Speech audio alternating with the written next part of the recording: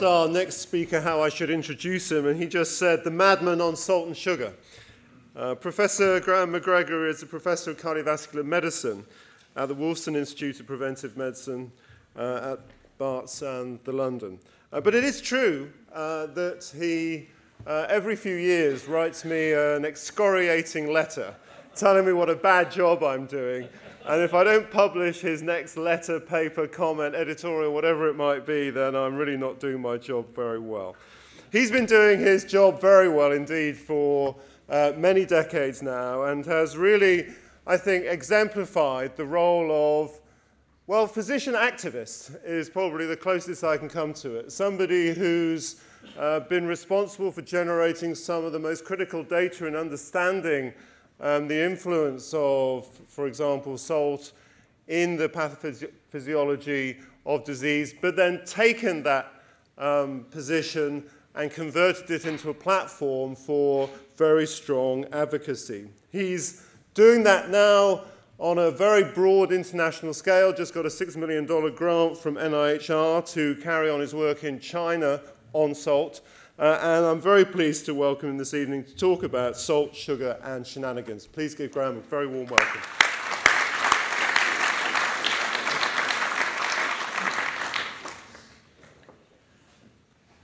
Well, Richard, Derek, and John, it's a great pleasure, and thank you very much for asking me, and also to Richard for inviting me at the last minute to give this lecture. I didn't realize I was giving a Lancet lecture. I wanted to start, which might be appropriate after the last lecture anyway. This is a Hogarth caricature from the 18th century, and it shows the distinguished members of the Royal College of Physicians. These are all recognisable fellows of the Royal College of Physicians, and they are, of course, the undertakers. They only are asked in order to kill the patient, and the people who really are the doctors are Mrs. Mott, the bone setter, and two other charlatans here, who most people think are the real doctors. And it is salutary to ask ourselves the question of how far what we're doing now. When you think what these guys were doing, we always think, and each generation of doctors thinks they know more than everyone else, they're doing it right, we can't be doing anything wrong. And I think it's salutary to just think, what are we doing now that's wrong? And I think the last speaker addressed some of those issues. Now, what we were interested in, and what is becoming obvious, is that the global burden of disease, that is a huge study that's going on, looking at actually what are the biggest causes, underlying causes of death, disability, and premature death in the world, come up with the same old things again and again. And I think this is a message that hasn't really got through to us as physicians or to our students. I'll show you in a moment. And by far the biggest cause of death and the global burden of disease is unhealthy diet. I'll come back to that in a moment. The next one is blood pressure, which you may be more aware of, and of course that's related to diet.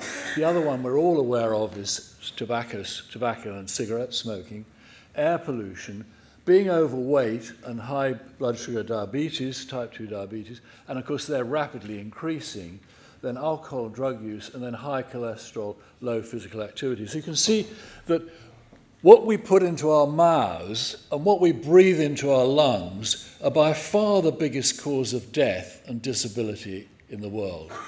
And yet, what do we do about it? Well, we are doing something about tobacco. It's taken 50, 60 years to even really address that issue. And now what we've got to address is the issue of unhealthy diet.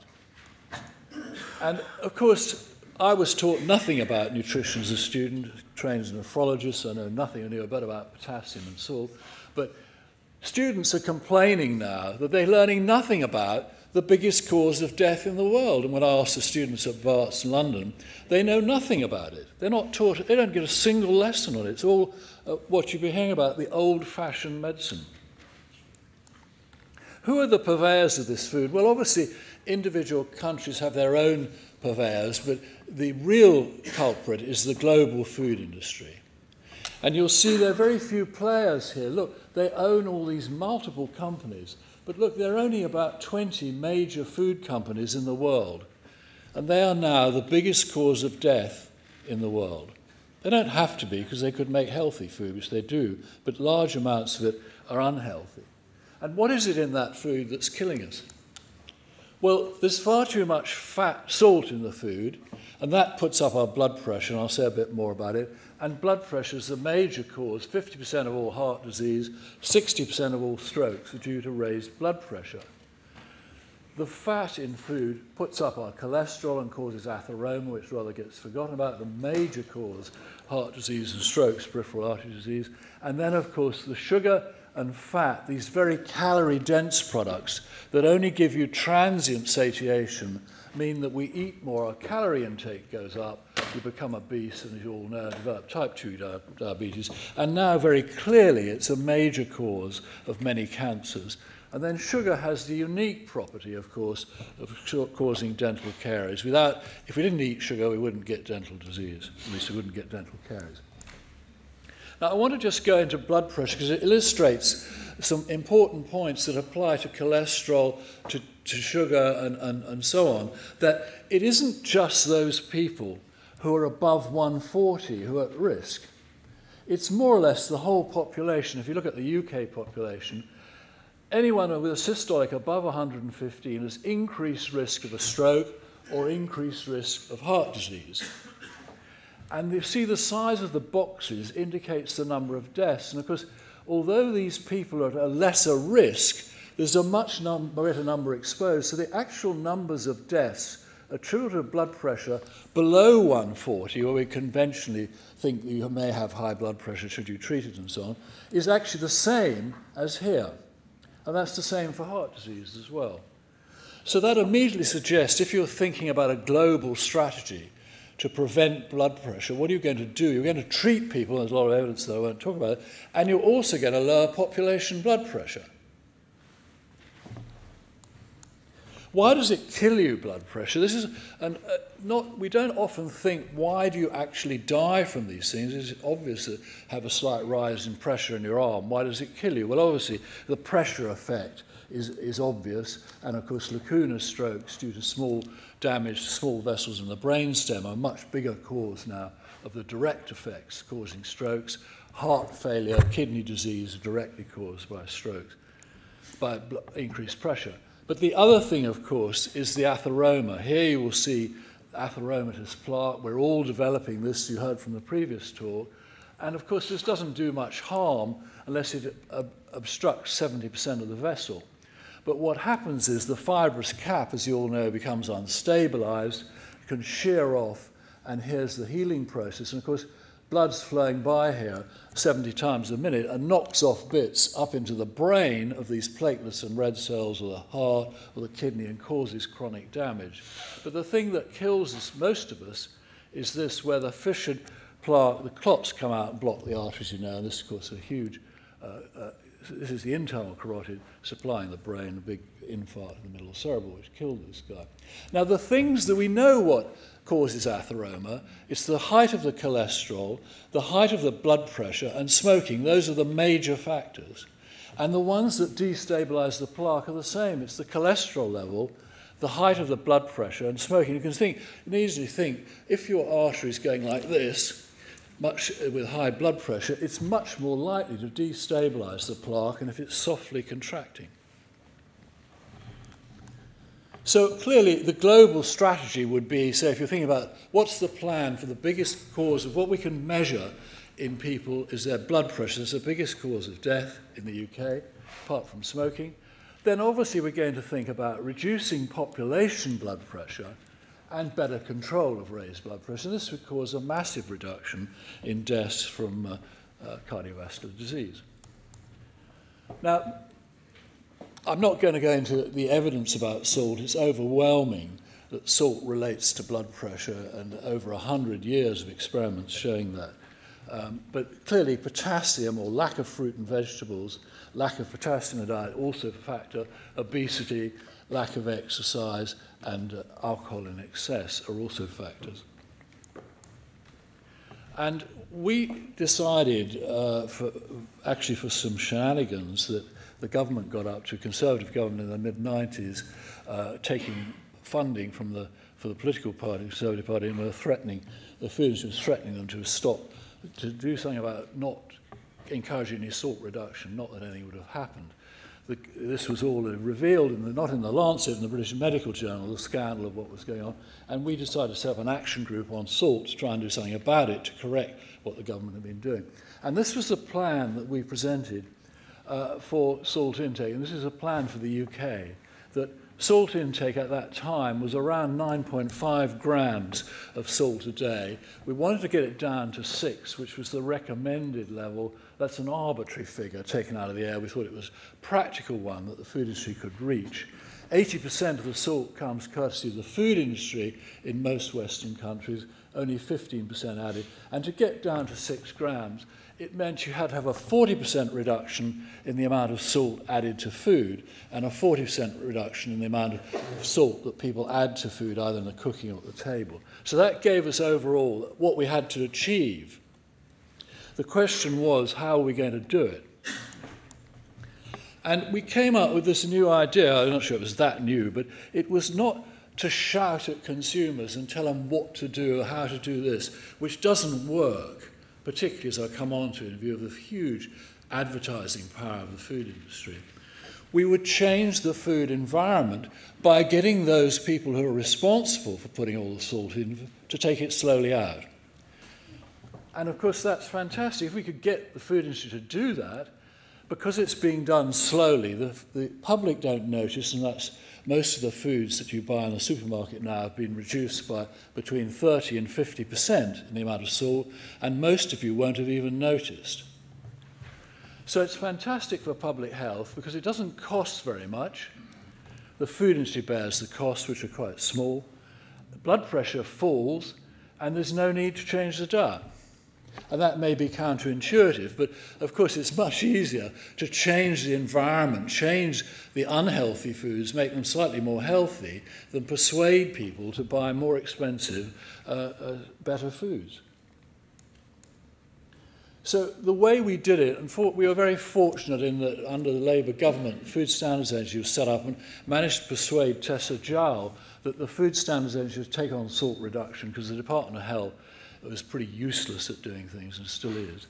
And they were very keen to do it properly. And this is just to illustrate how it worked. This is bread. You may be aware that bread is the biggest source of salt in the UK diet. And this is the target. We set a target they had to achieve in 4 years' time. And relatively easy, about 10–15% reduction, so quite easy to achieve. But then after 2 years, you're thereabouts, doesn't have an exact time, but you meet again and you reset the target. Then after that target you reset it again. You can see how it's gradually been reduced. So when you've done that, we've now done it 3 times in the UK, you then get quite big reductions in salt content of foods, which has occurred. And it gives a level playing field if all the companies work to the same target, obviously, because you don't want to have competition between the companies. The question, of course, is how do you do it? And that is where it becomes difficult, because you've got to persuade all the companies to do it. And unfortunately, in the UK, we can't. It's very difficult to get government to regulate or legislate the food industry because it's so powerful and has direct contacts with the government and influence over them. So we use what we call the carrot and stick approach.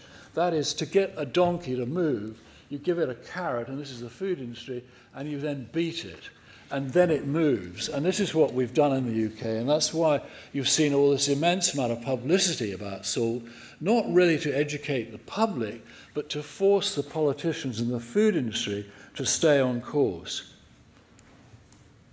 And this just shows you some of the stuff we got published about it. And you may recognize this guy. This was a survey we did. We do hundreds of surveys looking at the worst products. It's very boring, actually. You know, what's the most worst, the most salt in this or the most sugar in that. And Jamie had a pasta meatball sauce that was the concentration of seawater. And you can see him here feeling the heat over the salt in his balls, his meatballs, I mean. We actually work with him very closely now on sugar, so he's rather reformed himself, but like most chefs, is a salt addict. And of course, you know you're winning the argument when the caricaturist, thank God, I thought you were doing salt. And these are the results. Fortunately, the Food Standards Agency did monitor this, or set up monitoring programs of random adult population 24-hour urine collections with dye markers, so we're fairly sure they were complete, and also from the Health Survey for England blood pressure measurements.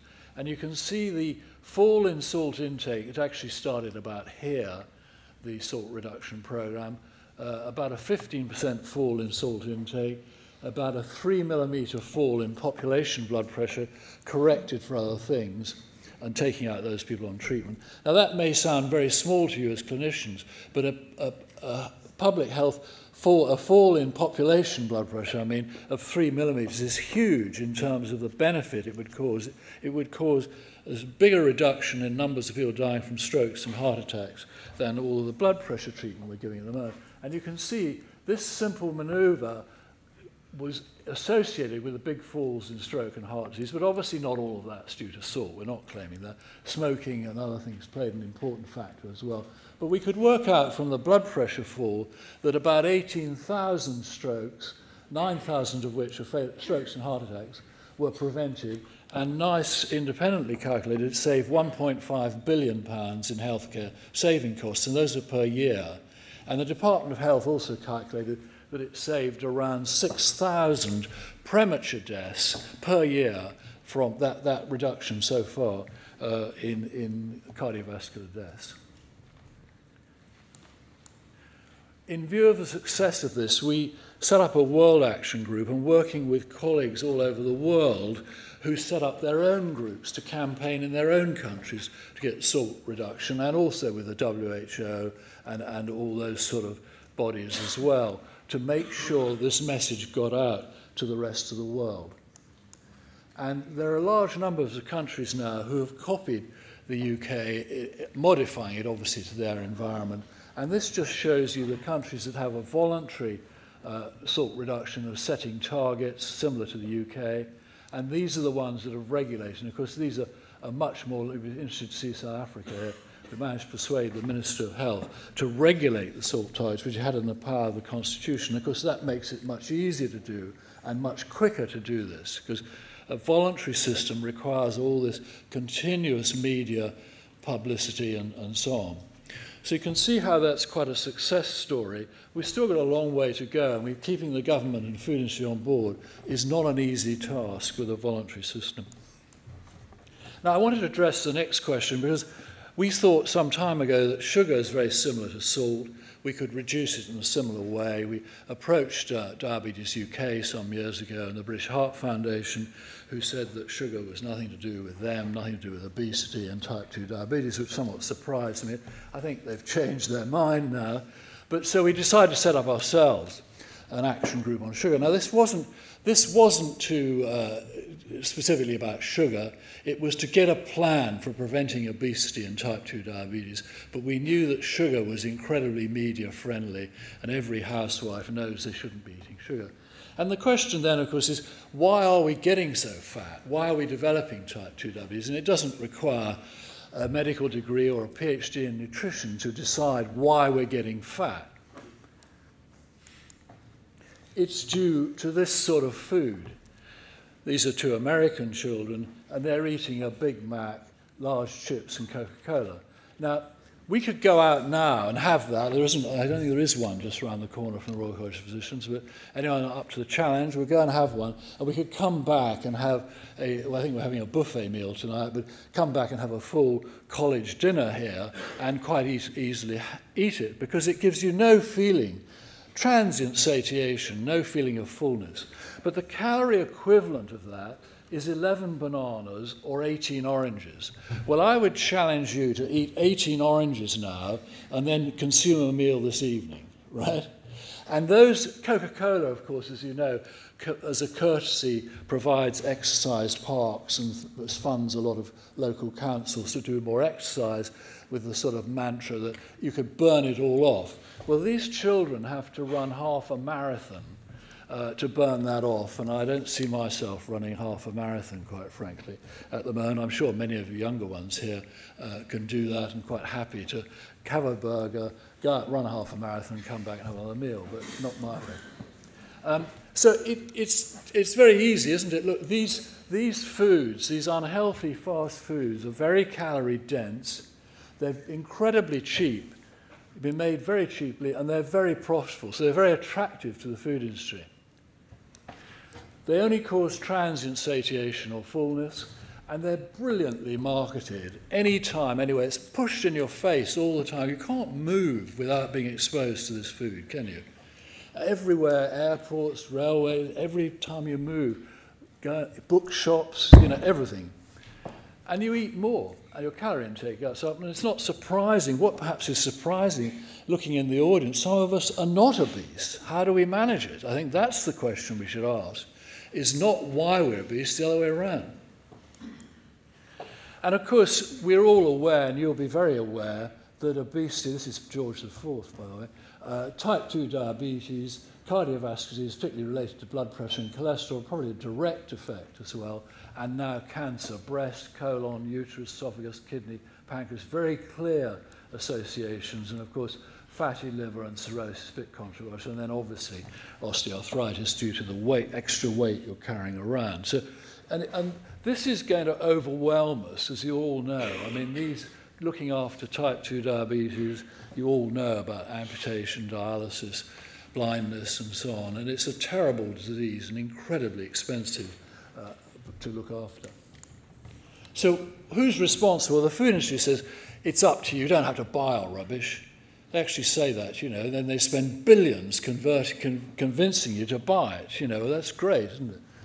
A government obviously has a role, and the food industry is responsible, and they've got to do something about it, and we've got to change the food environment. It's not up to the consumer. It's up to the food industry to stop this. So what can we do? We can tax high salt, sugar, fat foods, and that will certainly come in. I'll say a bit more about the sugar levy in the UK because it's unique in that it has a reformulation to avoid the tax. We can subsidise healthy food, variable rates of VAT, but very complicated to think how we do that.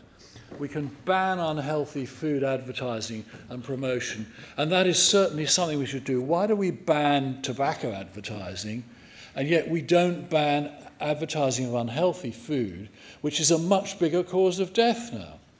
Doesn't make sense, and particularly to children who have no judgment about it at all. Why do we allow these advertisements? It's actually scandalous that we don't rise up and stop them. And we should only allow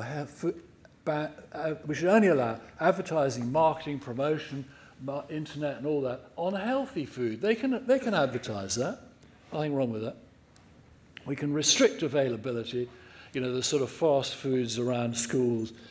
Deprive schools and so on, but it's quite difficult to do in a liberal environment.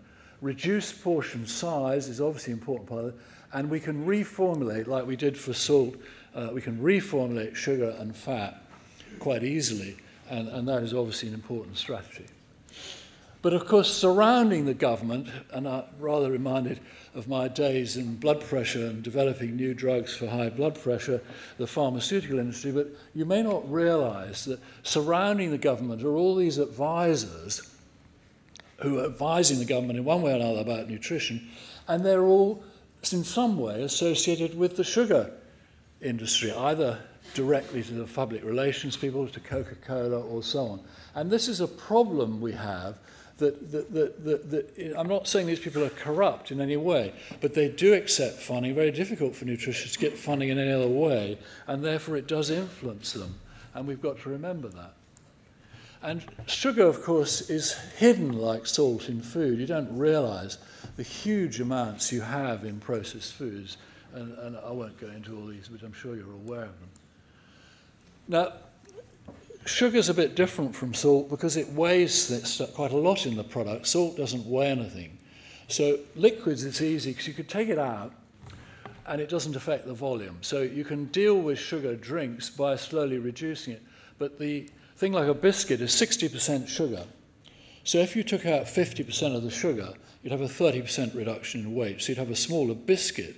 But what do you do with a cake? Because you'd still have the same slice of cake. And of course, people might eat 2 biscuits rather than 1 biscuit. So what you've got to do is find the things you can put back in that are not metabolized or fillers without calories, and that's not easy. We wanted to aim for a 50% reduction in sugar, because this we could work out would reduce calorie intake by 100 kilocalories per person per day in the UK adult population. So that was the aim, 50%, and also to cut down the sweetness of it and not use artificial sweeteners, except where very big reductions were made. Fat, of course, is much easier, and we talk about calories because it's code for fat, but fat has 2.5 times the calories per gram of any other food. So you can take it out, put back complex fruit and vegetable residues, and you've reduced the calories in that product, and yet you haven't altered the weight. And we're currently doing that at the moment with Public Health England. But you can see that it's easier than sugar. We should focus on saturated fat because that will reduce LDL cholesterol, and particularly palm oil, which is used very widely by the food industry in all this food processing and is a very saturated fat, as you know. And in our plan, we aim to get a 20% reduction, which again would give a 100 kilocalorie reduction per person per day in the UK. So again, looking at what would be the effect of this in order to make sure the plan would work. So after we had a huge amount of publicity about sugar, which I won't show you, and the Secretary of State for Health, Jeremy Hunt, that's the Minister of Health for those of you abroad, asked us for a plan for prevention of obesity. And this is the plan we gave him about, I think, 3 years ago now. 50% reduction in sugar, 20% reduction in fat across all the products, only healthy foods to be promoted or advertised, so that's banning unhealthy food. Now, we realise that can't come in straight away. It would take time, like tobacco, but that should be the aim. A 20% sugar levy on drinks and confectionery, which would increase with time, and a reformulation element, and I'll come back to that in a moment. That would, we reckon, we can't work this out, but we reckon it would roughly cause 100 kilocalories per person per day. And then obviously the obvious things, public sector, all the school, prisons, all the government catering, strict guidelines, and a uniform colour coding. You may be aware that we have about 6 different ways of labelling food in supermarkets, so it's very confusing for the public at the moment. And this was, Jeremy Hunt, those of you who know him, will realise that he did nothing. He sat on this plan for 2 years. But because of all the publicity, we managed to get David Cameron involved, and he was genuinely interested in trying to produce a plan to prevent childhood obesity. And he was about to announce the plan, got a bit eroded by the food industry when he had to leave because of the EU referendum, and Theresa May took over. And this is the real politics of what happens.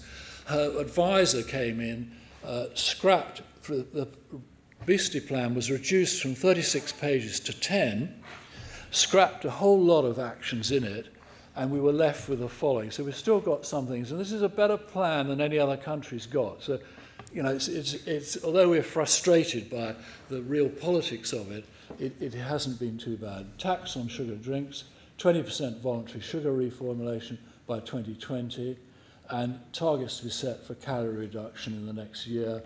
No restrictions on marketing or promotion.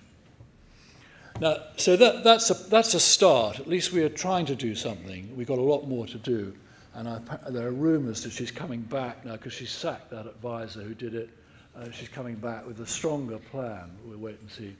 The sugar tax is interesting because it was worked out by the Treasury, and they're much more intelligent than the Department of Health. And I suppose that's because they have to raise the money. But this is how it works in the UK. Most sugar drinks are above 8 grams, they're around 9 grams. Tax is there. Then at 5 to 8, it's there. And below 5, there's no tax. Now, what's happened, and you may have seen some publicity in the papers about this, is that all the soft drink manufacturers, including Coca-Cola and Pepsi, have reduced all their drinks, apart from the full sugar Coca-Cola and the full sugar Pepsi-Cola, to below 5 grams. Obviously by using artificial sweeteners, which we don't like, but are better than the sugar.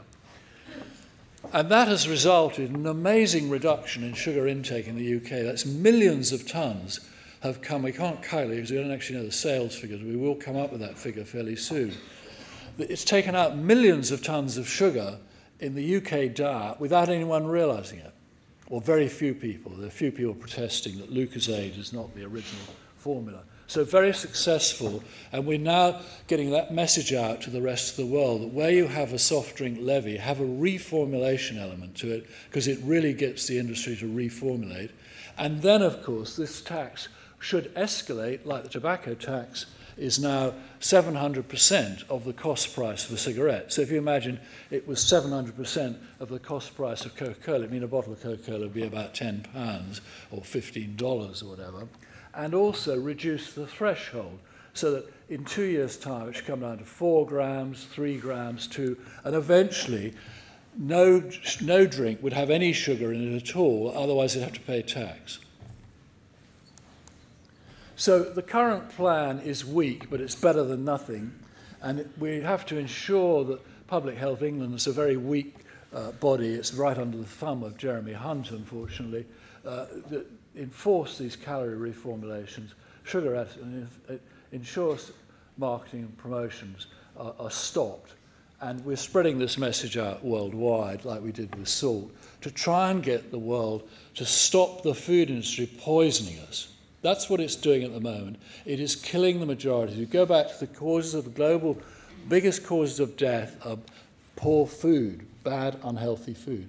Now, it doesn't make sense for the food industry to do this, because if they kill off consumers, they have less people and they make more money. And we always tell the chairman of the big companies that what they've got to remember is that dead consumers don't eat food. Thank you.